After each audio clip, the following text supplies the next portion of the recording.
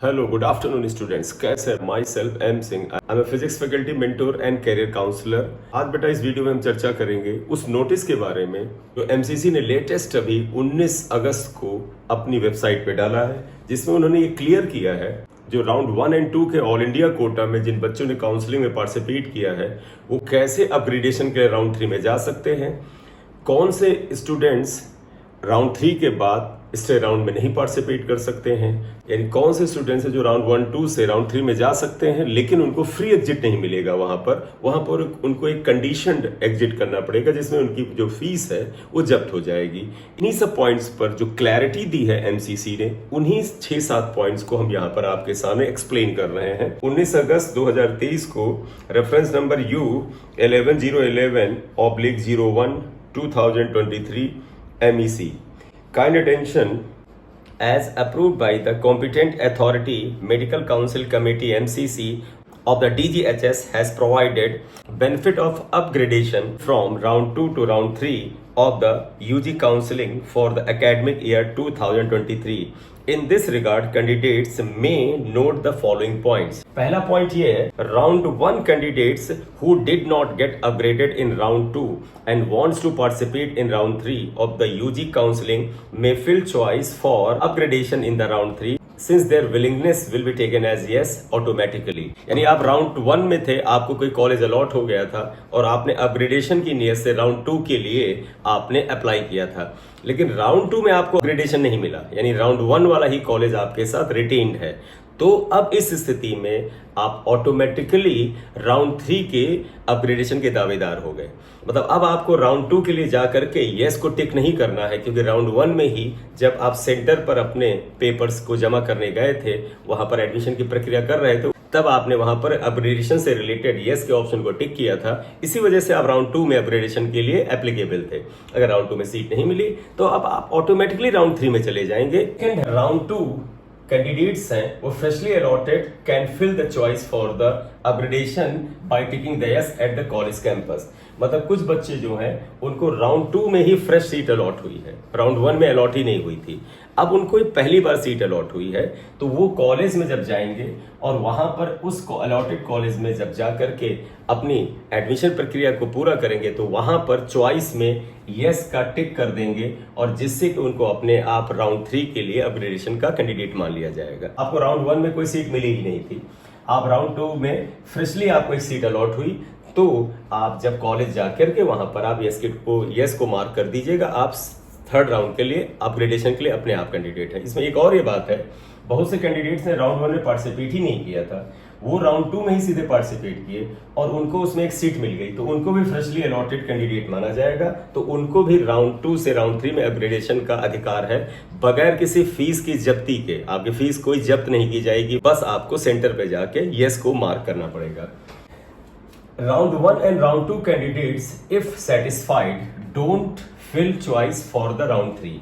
ये सिंपल सी बात है कि बेटा राउंड 1 में आपको एक सीट मिल गई या राउंड 2 में आपको सीट मिल गई और आपको लगा कि हम सेटिस्फाइड हैं इस सीट से, अब हमें राउंड 3 में नहीं जाना है, तो आप चॉइस मत भरिए।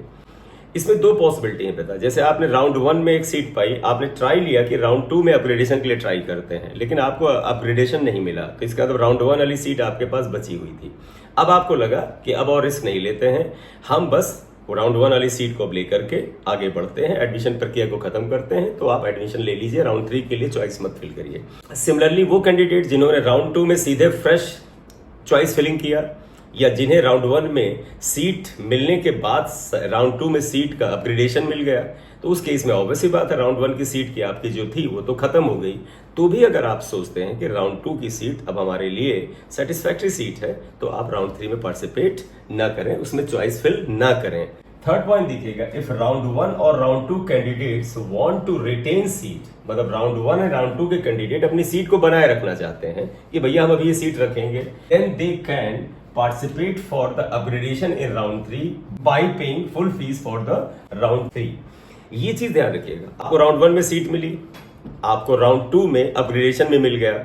अब तुम्हारे मन में है कि हम राउंड 3 में भी एक ट्राई करते हैं अपग्रेडेशन के लिए, कर लीजिए, लेकिन उस स्थिति में आपकी जो फीस जमा हुई थी वो जब्त हो जाएगी और राउंड 3 के लिए जब आप रजिस्ट्रेशन कराएंगे तो आपको fresh amount of the registration और जो कॉशन मनी का या सिक्योरिटी मनी का जमा करना होगा।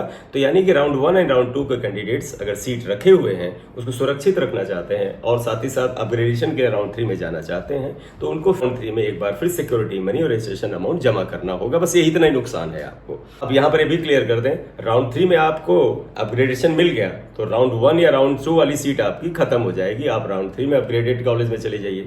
अगर नहीं मिला तो 1 एंड 2 में जो आपकी सीट थी वो आपके साथ सुरक्षित रहेगी। बस पैसे का नुकसान। Any round 2 candidate who wants to resign may exit with the forfeiture before choice filling of the round 3 starts. मतलब आपको राउंड 2 में एक सीट मिल गई और आप चाहते हो हम रिजाइन करेंगे और हम राउंड 3 में फिर से पार्टिसिपेट करेंगे। आप रिजाइन करना चाहते हैं, आप कहते हैं राउंड 2 की सीट छोड़ ही देते हैं और राउंड 3 में पार्टिसिपेट करना चाहते हैं, तो राउंड 3 में जाने के लिए आपको फीस जमा करनी पड़ेगी।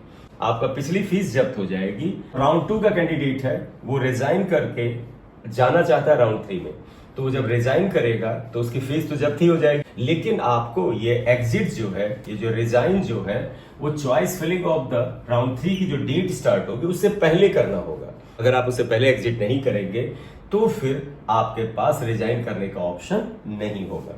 तो रिजाइन आप क्या करें, राउंड 3 की चॉइस फिलिंग से पहले कर दीजिए if you want to resign for the seat of the round 2।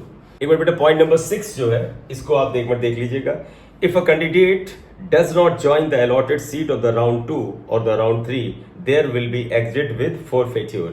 मतलब आप राउंड 2 की सीट नहीं ज्वाइन करते, राउंड 3 की भी सीट ज्वाइन ही नहीं करते हैं, तो आपको एग्जिट मिल जाएगा, लेकिन फोरफेट्योर मतलब ये यहाँ क्लिक कर रहे हैं आपकी फीस जब्त हो जाएगी। नहीं, आप कह रहे हैं कि हमें जो सीट मिली राउंड 2 में और राउंड 3 में हमने ज्वाइन ही नहीं किया तो मुझे फीस वापस करो, वो नहीं मिलेगी।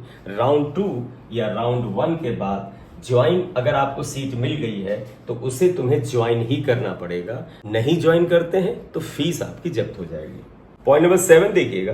Candidates who have exited with forfeiture in the round 3 will not be able to participate in the stray round vacancy and any further round, hence exit with forfeiture candidates of the round 3 will be eliminated from the counseling। मतलब round 3 में आप जाते हैं और आप वहां से exit ले लेते हैं कि राउंड 3 में आपको सीट मिली और आपने कहा मैं एग्जिट लेता हूं, तो आपकी फीस जब्त हो जाएगी। साथ ही साथ बेटा उसके बाद आप स्टे राउंड में पार्टिसिपेट नहीं कर सकते। आपको ध्यान रखना है, राउंड 3 तक जो सीट मिलेगी वो या तो आप लेकर के बैठिए या काउंसलिंग से ही बाहर हो जाइए। राउंड 3 की सीट को लेकर के अगर आप वहां जाकर एडमिशन नहीं लेते हैं तो आप स्टे राउंड में नहीं पार्टिसिपेट कर पाएंगे। तो इस चीज को बड़ा ध्यान रखिएगा। राउंड 3 जब आ जाए तो उसे आप फाइनल राउंड समझिए, उसके बाद सीट लेके बैठ जाइए, अदरवाइज फीस तो जब्त ही होगी। 2 बार की फीस जब्त हो जाएगी बेटा आपकी। फिर अगर आप देखिए, अगर राउंड 1 से आप पार्टिसिपेट कर रहे हैं, राउंड 1-2 में पार्टिसिपेशन में आपको जो फीस जमा करानी पड़ी, उसका राउंड 3 में जो आपने फिर से फ्रेश चॉइस फिलिंग किया, फीस जमा किया, वो भी जब्त होगा, सीट भी जाएगी और साथ ही साथ आप स्टे राउंड में पार्टिसिपेट नहीं कर सकते। इसलिए राउंड 3 के बाद आज़ादी नहीं है। ये आपको ध्यान होगा जब एमसीसी की काउंसलिंग शुरू हुई थी कि स्टे राउंड में इस बार एक नया नियम आया है कि अगर स्टे राउंड में भी आपको सीट अलॉट हुई और आपने कहा अब हम ये सीट छोड़ देंगे तो आप 1 साल नीट का एग्जाम नहीं दे सकते। यानी आपने 2023 में स्टे राउंड में आपने पार्टिसिपेट किया, आपको एक सीट अलॉट हो गई और उस सीट को अलॉट होने के बाद आपने कहा कि मैं सीट पे एडमिशन नहीं लूंगा, तो 2024 का नीट आप नहीं दे पाएंगे। इसलिए बड़ा सतर्क होकर चलिएगा। तो बेटा इस वीडियो में ये बताना था कि एमसीसी का जो नया नोटिफिकेशन आया है अबाउट द अपग्रेडेशन रूल और exit rule and the resigning rule का, वो रूल कुछ इस तरह से थे। अगर अभी भी आपको इसमें कोई कंफ्यूजन हो तो आप कमेंट बॉक्स में लिख करके पूछ सकते हैं, मैं उसको क्लियर करने की कोशिश करूंगा। Thank you very much for watching the video. अगर आप इस चैनल पर नए हैं तो इसे सब्सक्राइब कर दीजिए, लाइक कर दीजिएगा। Thank you very much.